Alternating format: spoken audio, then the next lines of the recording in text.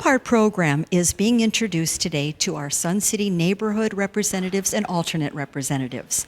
Part of the program today will feature Project Lifesaver and other non-emergency services available to our residents. Sun City TV is privileged to be here to share this information with you. Resident Advisory Committee, RAC, has put together a program with two pieces to it. One piece to be seen this morning and the second to be seen next month. The overall theme of both of the meetings will be non-emergency services. Some people like to talk about that as aging in place. I'm not sure Pulte would put that in one of their brochures, but but what we want to talk about are non-emergency services, the things that are available to all the residents other than the 911 calls when the house is on fire or somebody's having a medical emergency. So we have four speakers here this morning, both from Beaufort, Jasper, Hardyville, and our own Securitas chief. So without further ado, I want to present our first presenter, Staff Sergeant Robert Herlong from Beaufort County, and he's going to walk us through what they call Project Lifesaver. Sergeant? So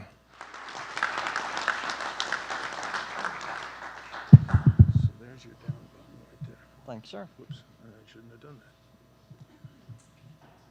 There we go. Good morning. Good morning. I apologize to the sound guy because I do sound on my opposite side, and I am atrocious for being the person to speak.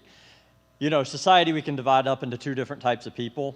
Those that don't speak in public, you could basically do anything and they'd rather not talk in public. And then you got people like me that I'm like a chainsaw. I get up here and just keep going and going and going. So I am very attuned to your clock. I will keep it to my 10 minutes. I've got about an hour presentation in 10 minutes. So, all right. Project Lifesaver is actually an international program. Here's my contact information. That is my work phone. You can call me or email me anytime on it. But it's actually an international program. It's in 4 different countries right at the moment. Beaufort County, Jasper County, we're both a member of that. So everything I'm telling you, you can actually look up Project Lifesaver International. You can find it on their website, and you can actually look up more beyond there. You can also go to the Beaufort County website, and you can look up underneath there, and we've got all our information. You've got my contact information again on there, and you can look at it there. So if you forget my name or can't spell Herlong, look up Beaufort County and you can find me on there. So, I'm going to take a 22-year career and brief it in like 5 points right there. This is me. I don't only do this. I do civil and warrants. I also am a team leader for negotiations. I do radar, so nobody likes to see me. I instruct it, so you really don't want to see me because I teach everybody else how to do it. I teach OC spray, which is just some of the stuff that we use. And also I'm part of peer support, and we can talk about all that later. So, what Project Lifesaver is we are actually servicing 4 different types of individuals. So, autistic, Down syndrome, dementia, and Alzheimer's patients. Out of those 4 types of people, about half of those are known to wander. We've all seen the news, we've all seen it throughout here, how we've had people with those types of things that have wandered through the area. Some good, some not good. With this program though, if you look up here at the presentation, you'll see that that top number, we're well over 4,000 that have been saved internationally right at the moment. 100% success rate. Now, we're all grown adults in here. You don't see that very often, all right? Just pointing out the relation to it. Rescue time is 30 minutes. Most of the time it's well underneath that. All the rescues I've done have been around 15 to 20 minutes. We come out, we check, we talk to them, and it's all done through law enforcement on the Beaufort County side. We go out and we assess people that are part of those 4 groups. We make sure that they meet the qualifications that they can be in part of it, meaning that they've been diagnosed with one of those 4 types of conditions. Then we go out and we assess that they're in a safe condition, and then we place the actual transmitter on them. It looks very similar to the smartwatch that I'm looking at. It doesn't look very intrusive. And then it's put on with a medical band, and then we collect their information and put them into our computers and put it out throughout there. Wandering is very dangerous. I'm not going to dwell on this because we've all seen the news. It's been very close throughout the last couple of years how we've had people here that have gone wandering that has not been very successful, okay? 69% of the time, severe consequences. 46% of the time, if they're not found within the first 24 hours, it's not very good. Beaufort County. Out of Beaufort County, over half of it's water. Out of those 4 categories, they're naturally attracted to water. Autism specifically. And it doesn't get very cold here. We all know that. But it gets cold enough to where if you're not prepared for it and you're out there for a long period of time in the water, it's not very good.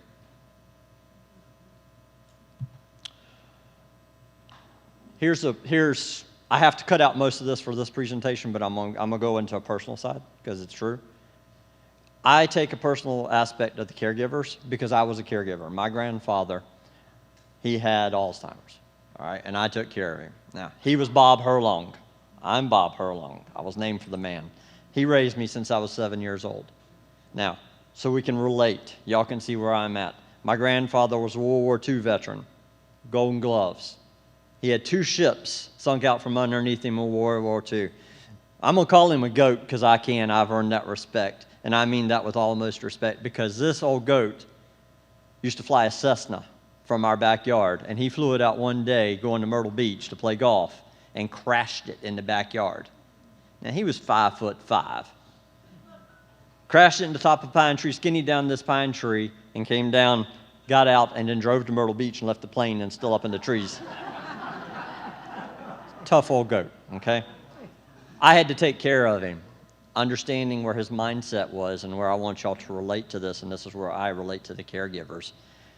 This tough old goat, his mind started going. He started getting lost. He called one day. Now, understanding, sorry, sound guy, understanding my job. I'm a problem solver. I protect people. That's what I do. I gladly put on this uniform. He called my house one night, and I was right next door, and I heard him struggling. I thought something was wrong. I thought somebody was hurting my grandfather, this tall old goat. I went down there, and he had fallen and got stuck in between a dresser and a wall. So me not thinking, tough old goat, right? This man's skinny down a pine tree, had 2 ships sunk out from underneath him. I grab him and pick him up. Well, Golden Gloves came out at that point. He stood up and he threw down. We're going to go to town because I manhandled him, and I didn't mean to. I was thinking somebody was hurting him. But it's the same old man as a caregiver that I was taking care of. His mind was in a different spot. I saw him in the eyes to where he was that tough old man that's skinny down the pine tree. But I also had to, as a caregiver, take care of him and go find him when he was lost and come get him when he was like this. So I relate to the caregivers because you could have somebody that they're taking care of their spouse, their child, anything like that. They could be having a job all day and then coming home at night, and this person's pulling on doors trying to go to somewhere else.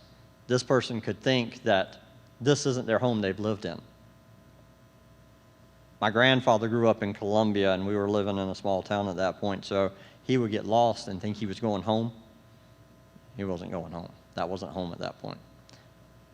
So I relate to the caregivers and try to give them a moment. As you can tell, I come in and cut up with them and joke and be silly and talk to them like we're talking today. The sufferer, my tough old goat, right? He could take on anything. He'd clashed the plane, gone out from all that. His mind was at one point, and he was actually relating back to a different point, and he could not understand that, and he would get upset because he couldn't relate to that. So they suffer through this disease. They suffer through that.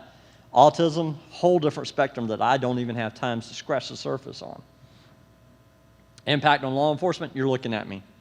When we have somebody missing, we spend hours upon hours out there looking for them. Dog teams, helicopter teams out there looking for them. Money, okay? Y'all are over your communities. Y'all are dealing with this part of it. Y'all have to think about money at some point and how it relates to this. I've heard y'all talk about repaving roads. Well, law enforcement, you start putting a helicopter in the sky, aviation fuel is not cheap. Taxpayers, y'all are actually paying for all this and all that and how much it goes through there. We won't even talk about morale and all that and how it relates to that. How does it work? We come out, we put this band on them. It doesn't work like GPS. If you pull your phone up, you look at an area, when you're looking at your phone and you lost it, it gives you this big blue circle where it's at. This is not the way it works. It works off a radio frequency. We can pull out the equipment that Jasper County gladly brought out here, and it can lead you directly to it. Typically during my presentations, I'll hide it in a room and can sit here and take a band this big, and I can find it within just a couple minutes and do it like that. I train new people in it, and within 15, 20 minutes, we can have them finding it out in here in the battery, but it will lead you directly to it. So if this person, who A, might not think they're missing, might think they're going home, don't want to admit they're there, or they're nonverbal, this can lead them directly to it. They might not be able to call for help or might not want help. This can lead us directly to it with the success rate that you're looking at. I put all this on here that they're supposed to, and I was talking to my counterpart from Jasper County. We have the same problems, just different areas. They're told, the caregivers are told to notify us immediately when they're missing, not to sit here and not to wait. We both see it where they want to wait and they want to go look for it, because that's what we do, is we want to find our person. But they call us. We go out immediately and start looking at it. We have 24-hour coverage in Beaufort County to where we've always got access to that. They've called me at my house to come out and go look for somebody, and we gladly do it. I put Mickey Mouse on here. That was on purpose. So Mickey Mouse is actually, Disney has partnered with Project Lifesaver, and they are actually set up. So anybody that goes down there that's part of this program, they can actually look for them and go from there. I also, it's a little duplicative, but I wanted to make sure that Jasper County had equal time to talk about what they're doing with Project Lifesaver, and I thank Chief Crosby for setting that up. I think Lieutenant Williams is going to actually present. Lieutenant Williams, please welcome him, please. Good morning. My name is Lieutenant Charles Williams. I'm with Jasper County Sheriff's Office, and I run the patrol division. First, on behalf of Sheriff Hipp, he wanted to apologize that he can't be here on this morning. He had another prior engagement. So basically what Sergeant Hairlong said is Jasper County Sheriff's Department had the same type of program. As of this morning, I looked on the website, it was a success rate right now of 4,290 people that was saved in reference to this Project Lifesaver. So we thank God for that. Here at the Jasper County Sheriff's Department, we do have some people that did sign up for the program. Since the program started, we did have some people that went missing, and so far, when we found them within the 15-minute period. One thing, just like Staff Sergeant said, we also ask you to please call right away, because usually if you call us right away, then we can go ahead and jump right on up. But first thing families want to do is go out and try to find their loved ones themselves. One Sunday morning, I got called. I was headed to church.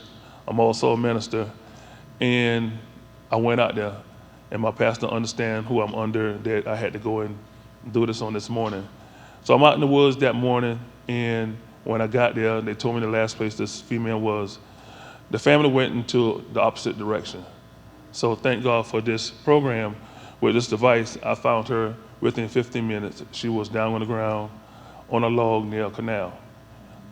So most of the time when someone got dementia and whatnot, when they get tired, wherever they stop at, that's where they're gonna be at.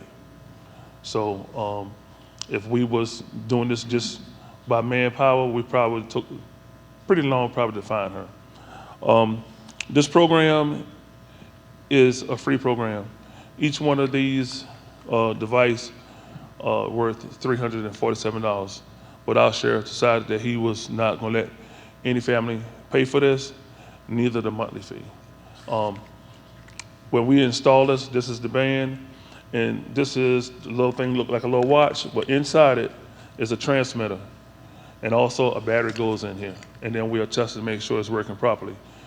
When your loved one go missing, we ask you to call right away, and you're gonna have a frequency number. You'll give that number to the dispatcher, and she will call me and the road officers right away.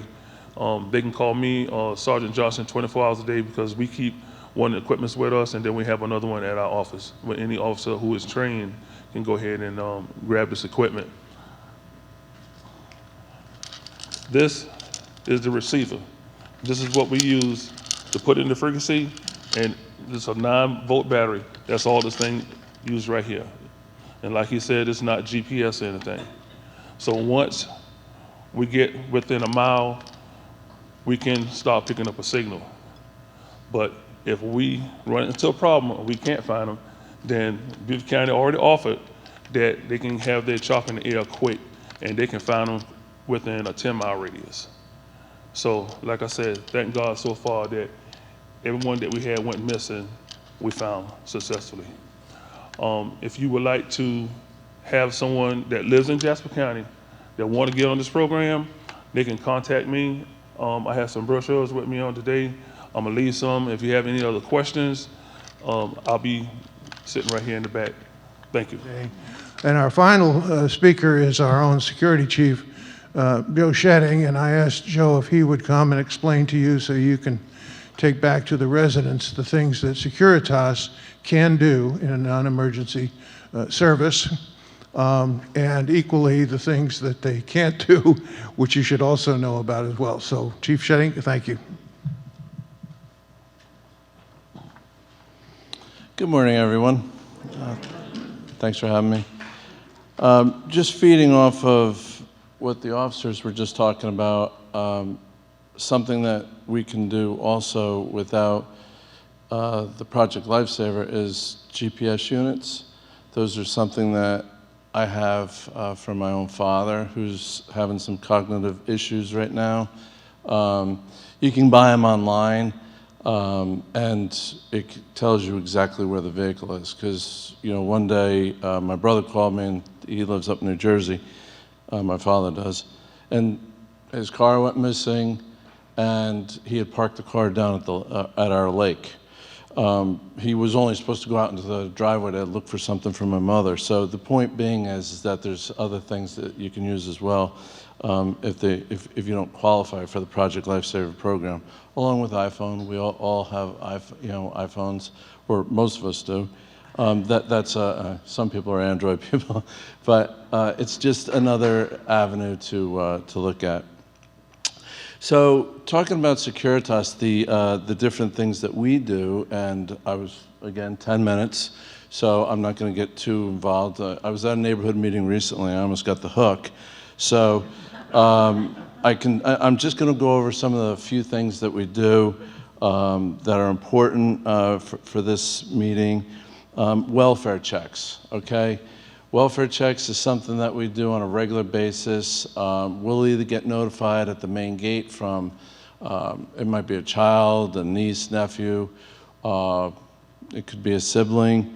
They haven't talked to the resident in a while.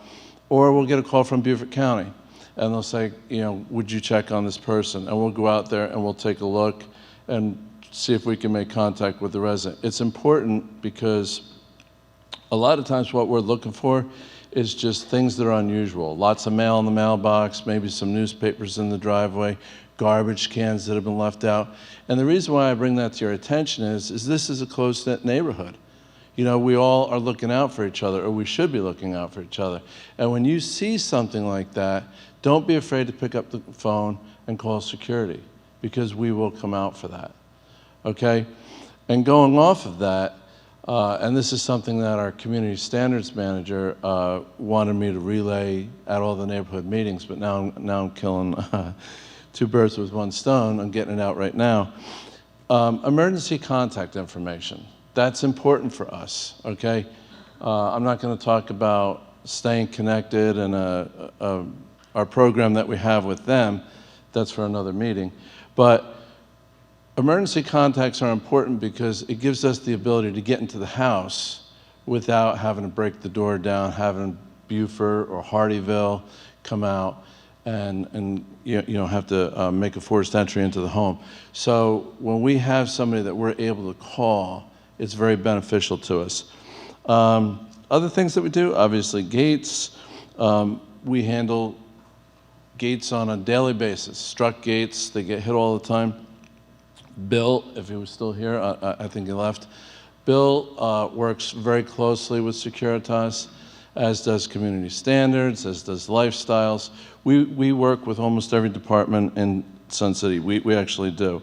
So They handle so many calls down at the gates and non-emergency, creating guest passes. We do about 4,500 guest passes a month. Animal calls, okay? We're getting into the dead of summer. So these are things that we do go out on. If you have, a lot of people are fearful of snakes. I don't know too many people that like snakes, but we do come out and we'll try and get rid of it if we can. Alligators, it's something to be mindful of. They're starting to show up if you have one that's doing something that it shouldn't be doing, like at your front door or on your lanai. Give us a call, and we notify Common Area, and then Common Area comes out and deals with it. And also lost animals. You know, we all heard about Brody. You know, we worked with the outside communities to try, and because Brody was seen in this neighborhood, and it was a successful ending to that. But that's just little things that we do. We assist residents, people that their cars break down. We make sure that they get a ride home. Golf carts, we try to, we cone them off. We try to, now the new ones are, the brakes are locking up. We maintain traffic control until we can get the golf carts out of the roadway. New things that we're seeing pop up is packages being delivered to our unmanned gates by Amazon. And for those of you that have gotten phone calls from Securitas saying, we have a package waiting for you down at the south gate, come on down and pick it up. Again, just little things that we do to try to assist the residents. Because I know everybody thinks that all we do is traffic control, but it's not. Lost residents, okay? This is something that, feeding off of Project Lifesaver, from time to time we will have cars that we'll notice are driving around, or they'll flag us down, and they can't get home.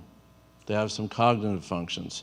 So what we'll do is we'll get them home, figure out who they are, and we will get them home, make sure that there's a responsible person there. And if there's a problem, we'll make sure that the proper law enforcement agency gets contacted so they can perhaps get social services involved, okay? EMS calls, typically, Beaufort or Hardyville, Jasper County, they're handling the EMS calls. We're handling traffic control. We also like to make sure that the homes are secure. We like to know where the patient's going if possible, so that if a loved one calls, we can provide them with that information, as well as is there anything in the house that we need to know about, so that maybe we can get in touch with the emergency contact, animals for one. Facility issues, these are things that we handle on a regular basis. We look for broken irrigation, we look for lights out, we look for leaking roofs, because these amenities, you look around, this was just redone last year. It's important to keep it looking nice, and these are things that security does. We walk through these buildings multiple times each and every day. We also secure them each night, and we open them each morning, because we want to make sure that they're looking good. Common areas. Obviously, people slip and fall from time to time. If we see something, we always try to get to it before that happens. But when that does happen, like for those of you that, up the ball field, there was a little lip. We made sure Common Area was notified, and they got up there right away and took care of the problem. CCR violations, we don't enforce it, but we certainly pass it along. So when we see things like boats in driveways for a week at a time, or pods, or anything that's in violation of the community standards, we'll make sure that they're made aware of. Other things that I do is exactly what I'm doing here, but also going to the security directors meetings that we have once a month. Each community that has security has a security chief. And we have an association, and we all come together, and I can tell you, and I know that Hardyville and Beaufort would say the same thing. If Sun City's having break-ins, I can guarantee you Hilton Head Lakes or Belfair or Berkeley Hall, they're having the same issues. Okay, it happens all the time, and it usually runs in cycles. So I go to these meetings, and then I try to get that information out to you guys when I go to neighborhood meetings, discuss the crime that's going on in Beaufort and Jasper County. and also try and prepare people for storms. We have storm season coming up, like Tab said. August 28th is our hurricane preparedness meeting.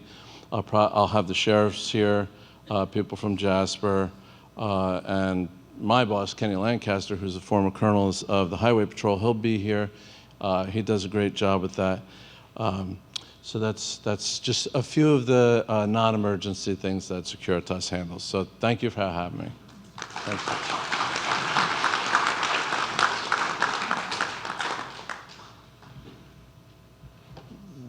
Okay. I think that microphone there is on. I hope it is.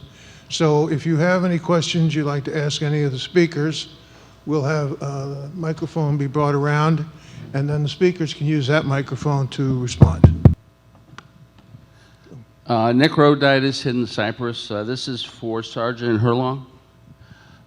You went over the 4 types of people that you help, but you went over pretty fast. I didn't catch them all. Could you restate those 4? Yes, sir, gladly. Autistic, Down syndrome, Alzheimer's, and dementia. Those are the 4 types that meet the criteria.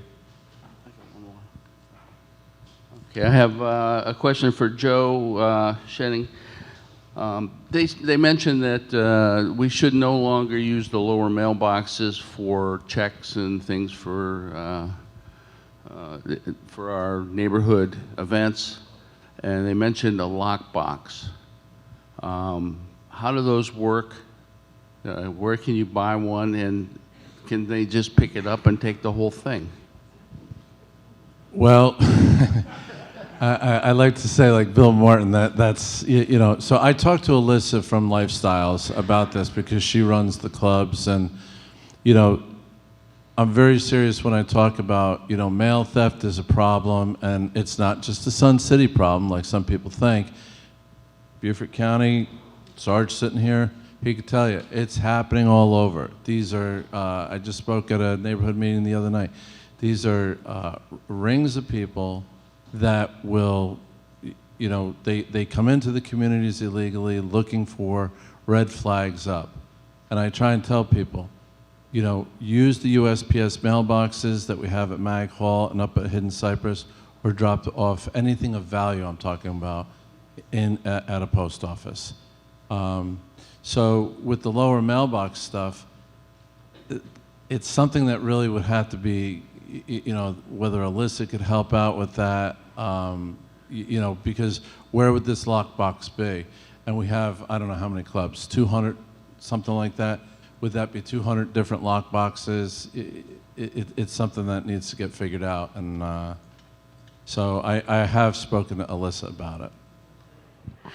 Part 2 of the non-emergency services available to our residents program will be shown in June. Stay tuned to SCTV for that information.